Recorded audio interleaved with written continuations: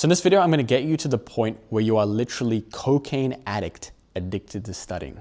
And I know because I got to this point in my life.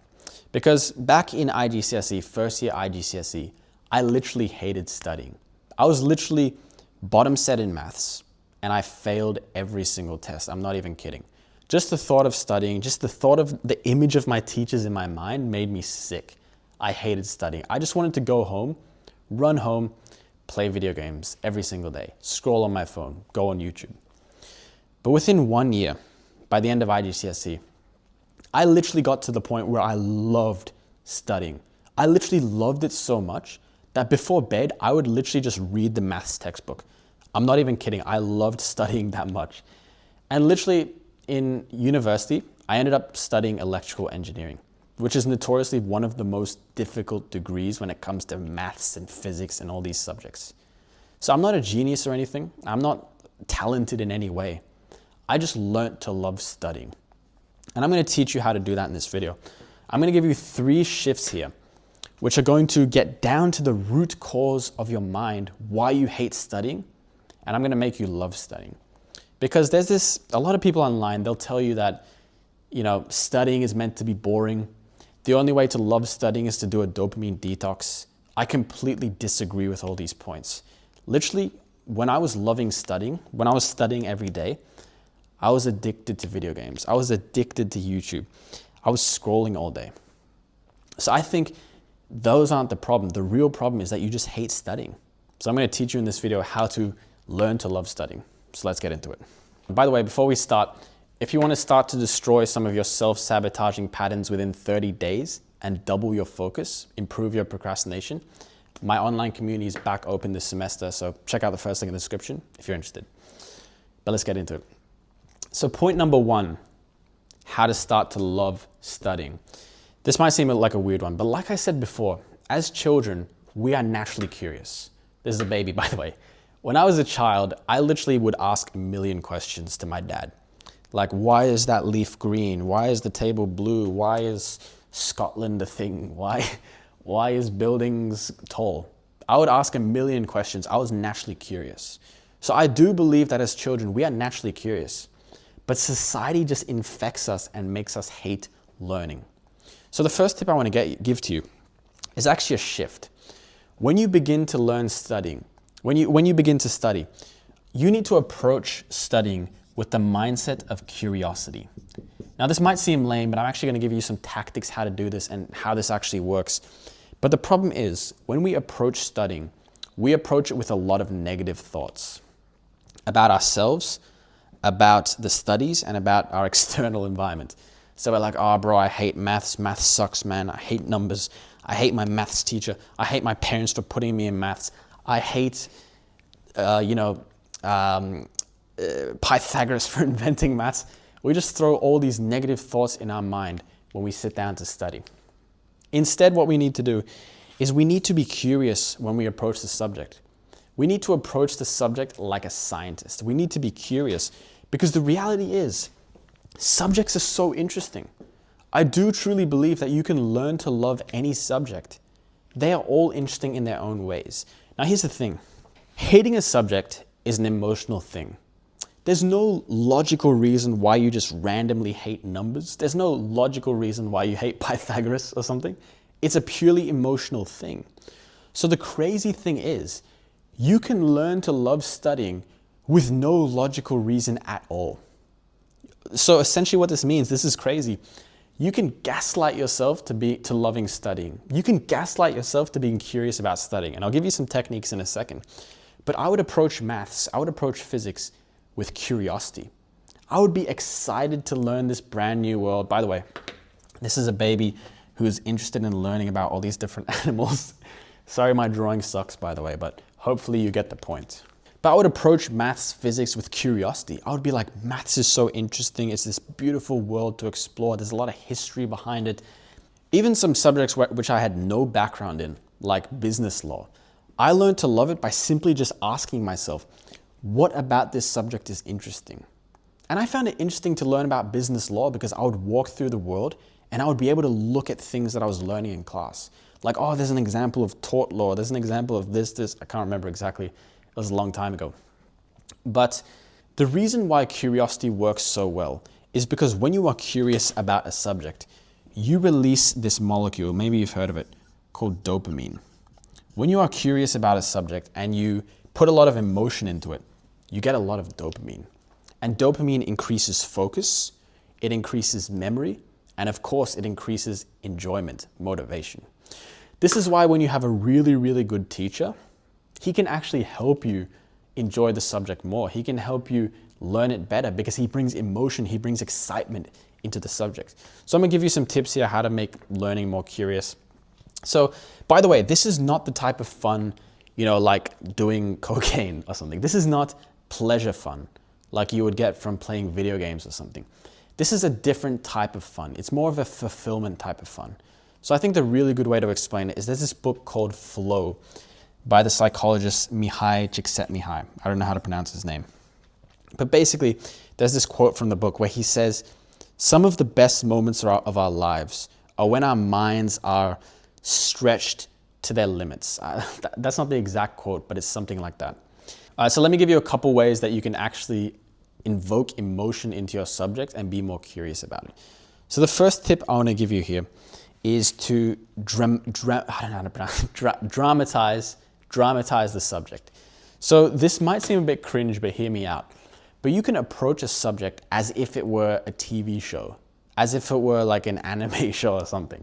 This is what I would do to my subjects. I would approach them with this like curiosity. Let me give the example of physics. I would look at physics and I would realize that actually physics is not just a subject where you memorize a bunch of stuff. Physics is an entire story. When you look at how different physics concepts were discovered, there's like a history behind them. There are like different guys in history like Isaac Newton. He, the so-called story where he sat down and an apple fell on his head and he realized, oh my goodness, if things fall down, then they go downwards. I don't know exactly what the theory was he created, but the story behind Newton was so interesting. He was trying to discover his laws of gravity. And so as a side quest, he quickly invented calculus. So some of the stories behind these scientists are very, very interesting. Some of these scientists are actually really interesting to look into. Like one of my favorite scientists is Richard Feynman. He was literally he was a scientist about 100 years ago. He was this really charismatic guy who made physics very, very fun. If you go watch his lectures on YouTube, they're very, very entertaining because he makes physics very, very enjoyable for the average person. And the next way you can make a subject more curious, more interesting, is to just get different perspectives. So the problem is your teacher, I remember I would have some teachers, they were so boring. I literally didn't want to pay attention to the lectures because the teachers made this subject so boring. And like I said before, if you want to release dopamine, if you want to make the subject enjoyable, you need to be excited. It needs to evoke emotion. So if your teacher is so boring you don't even want to pay attention, what you can do is you can get different perspectives. So what I would do is I would go into YouTube and I would look if there was material online on the subject. For example, for maths, I was doing linear algebra in university. And I found this playlist on YouTube called The Essence of Linear Algebra, which was basically this beautifully visually created series that explained the subject in depth. So if you can find other teachers teaching the subject on YouTube, online, in different resources, you can get different perspectives of this subject and it can make it more enjoyable because you're getting it from different angles, if that makes sense. All right, the next point I want to get into here, this might seem weird, but it's something called the passion hypothesis. This is what I want to get into. So essentially, there's this book that I read that's very, very interesting. By the way, this is also going to help you with deciding a career path. There's this book by Cal Newport called So Good They Can't Ignore You. And basically what that book talks about, it questions the passion hypothesis. So the passion hypothesis is this hypothesis where all we have to do is find the thing that we're passionate about and all our life problems go away. And this book argues that actually passion is not something that you find, it's actually something that you have to create. And so it says that passion is something that is built over time. And I think this applies as well for our subjects, which is what I'm going to go into. So Like I said before, I hated maths. It was literally, just the thought of maths made me sick, made me tired. But I got to the point where I was so good at maths, I would always be able to answer the question the teacher would ask me. I would do really, really well on the exams, on the tests. And I was flexing on all my classmates, destroying them because none of them could do it. So this might be an over-exaggeration, but when you're that good at maths, of course it's going to be fun. Now, of course, I wasn't a genius or anything. I was just in a regular class with maths. But imagine you're the best athlete in your field.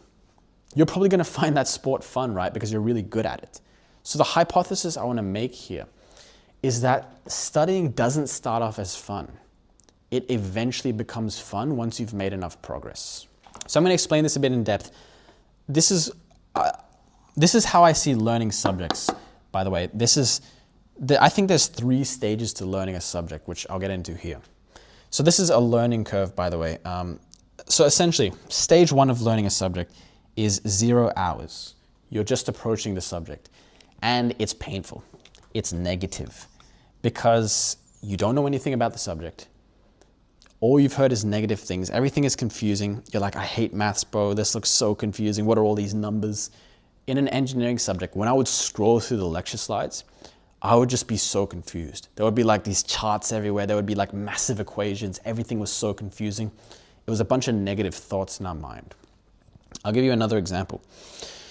When I first started my YouTube channel and I started learning talking to camera, I hated it. I was so cringe at it. I would watch my videos. I would literally cringe. I hated it. I didn't want to do it. I was thinking like, what if my friends found my videos? No one's going to listen to my advice. I suck at talking to camera. And so I think stage 1 of learning something, often we hate it. There's a lot of negative thoughts that come around it. But if we simply persevere and we push through, after, a couple hours, let's say like 5 hours, I don't know, we reach zone 2, which I'm going to call the beginner stage. So there's this, I think it's from a TED talk, I can't remember, or a book. The author talks about the 20-hour rule. So the 20-hour rule states that the first 20 hours of learning any skill, we learn it very, very fast. So if you're in the gym, you know about newbie gains. As a beginner in the gym, you make progress fast. So when I was learning talking to camera, those first like 50 videos or so I made the biggest improvement in my skill in my entire talking to camera career. So what I argue is that this beginning stage, the first 20 hours, is actually a lot of fun because you're making a lot of progress. You're really gaining a lot. I love learning languages. I've learned 5 different languages to different levels throughout my life. And I love that beginning stage of learning a language because you're learning all the most common words. So they're very easy to learn. You learn them very, very fast. You really feel like you're making fast progress. And I think this applies to every single skill. So there's this quote that I read from a book called The Art of Impossible. It says progress is the biggest motivator. So often we think we wait for motivation to hit us and that's what's going to get us to study. But actually often progress is what motivates us. So I think we can milk this beginning stage and we can realize that it's actually fun to learn subjects. When I was learning maths, right, like whenever I start a subject, let's say maths, let's say I'm doing calculus. At the beginning, everything will be confusing. A bunch of new terminology, a bunch of new teachers, nothing makes any sense. But after I've been studying calculus for a while and I start to do questions, I start to revise what I'd previously learned. Now I'm actually starting to see the progress. Now I'm getting that positive feedback loop and actually the subject is beginning to become fun. And there's a third stage of learning that I'll go through here, which I think doesn't really apply to subjects, but it applies more in life. But I would argue that I think there's a stage called mastery. I'm going to call this mastery, where essentially those beginning gains are gone and progress becomes very, very slow because you're essentially an expert at the thing and progress is just these tiny little gains. Like in Chinese, I would say I'm like an intermediate level and progress is so slow. And to be honest, this stage of learning can be very boring. Many people give up in this stage. So when you reach this stage, your motivations kind of have to change. They have to be more about serving. They have to be more about, gaining mastery, enjoying the process of mastery. You kind of have to have a bigger reason for it. But that's not relevant for this video. This is just my philosophy of understanding learning. And so the point I'm trying to make here is I think we can reach this thing called, this point here, I would argue is called the clicking point. So whenever I'm learning a subject, sorry for my terrible handwriting, whenever I'm learning a subject, after however many hours, I will reach a point where the subject essentially clicks and it becomes fun. Like for example, I loved exam season because all I was doing was revising over my notes and doing a bunch of questions. And it was so motivating because I was making so much progress. I was getting that positive feedback loop. Every time I got a question right, it was like a triple kill in a video game. It was so fun. It was spiking my dopamine. So I think if you can just push through, overcome all your negative beliefs, and just reach that clicking point in your subject, it will start to become fun. Just took a break. I am back. Just had lunch, had a chicken biryani, but feeling tired, but let's do this. Let's finish this video off. So let's see if I can remember where I was. So I think we're gonna hit point 3 here. So let me just get my notes. Let's hit point 3. All right, so third point I want to talk about here when it comes to how to love studying. Now this looks weird. This point is probably the most important out of all these 3, so pay attention. You're gonna save years of your life when I explain this point to you. Let me just get the lights on. So here's why you hate studying. So like I talked about earlier, the book called Flow. Basically, studying is most enjoyable when you are in a flow state. They have proven this. They've done experiments where they've detected where we are happiest in the day, and we are happiest when we're in a flow state.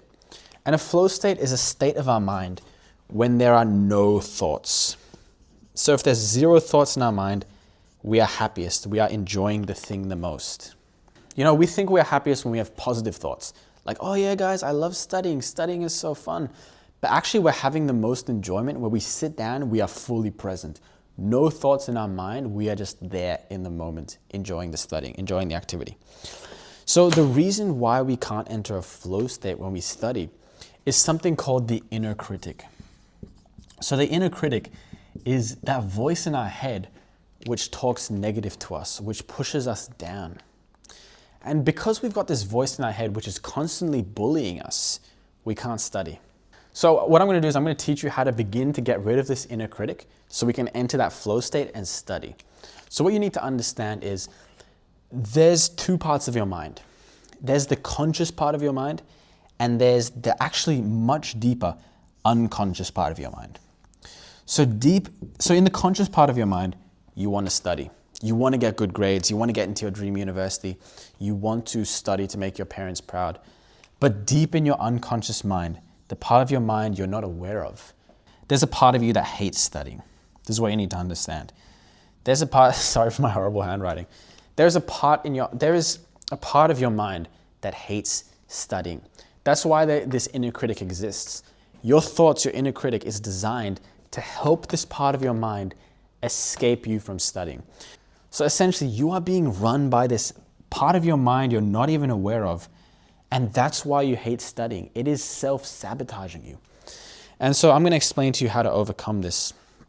I'll explain to you through a quick story of one of the students in my online community last year. So she came to us, specifically she came to Tushar, who's the mental health coach in our community. And basically she needed to do really well on her exam because she wanted to get into her dream university. But she was under a lot of pressure. Her parents had massive expectations of her.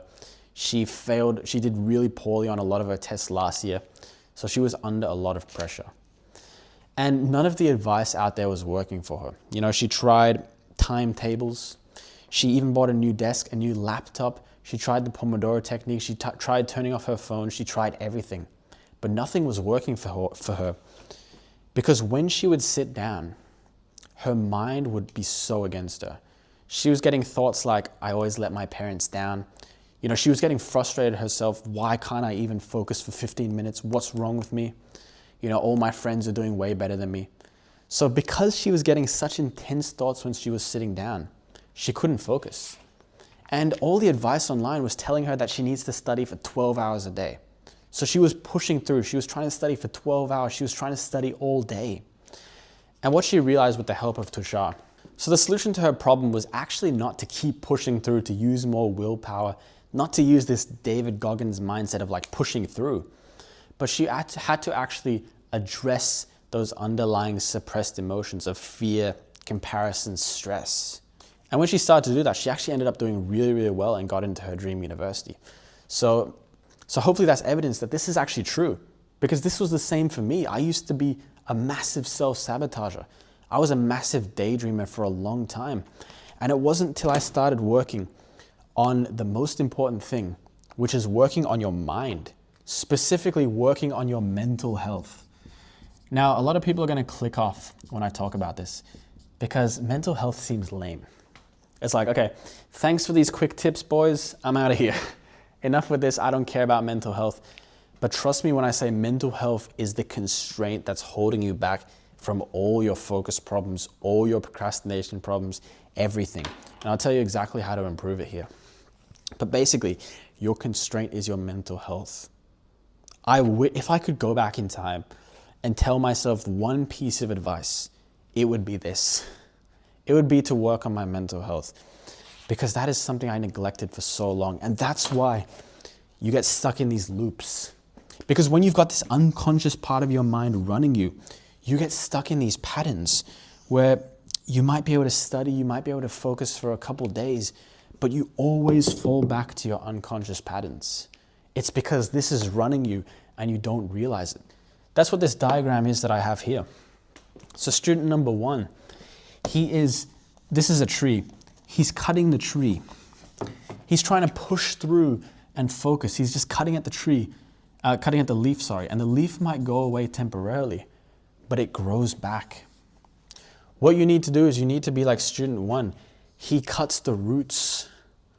When you cut the roots of your unconscious patterns, when you destroy it, the entire tree dies, the entire tree goes away.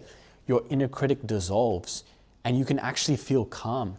So the reason you can't focus, the reason you don't enjoy studying, the reason you can't enter flow state is because your mind is not calm. It's filled with all these suppressed emotions which are causing these fears, all these thoughts which are pulling you away from your studies. This is what's called self-sabotage. Maybe you've heard of that. It seems weird because one part of your mind wants to study, but somehow you end up sabotaging yourself and not studying.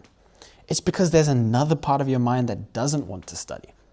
And it's protecting you from that pain that we talked about earlier.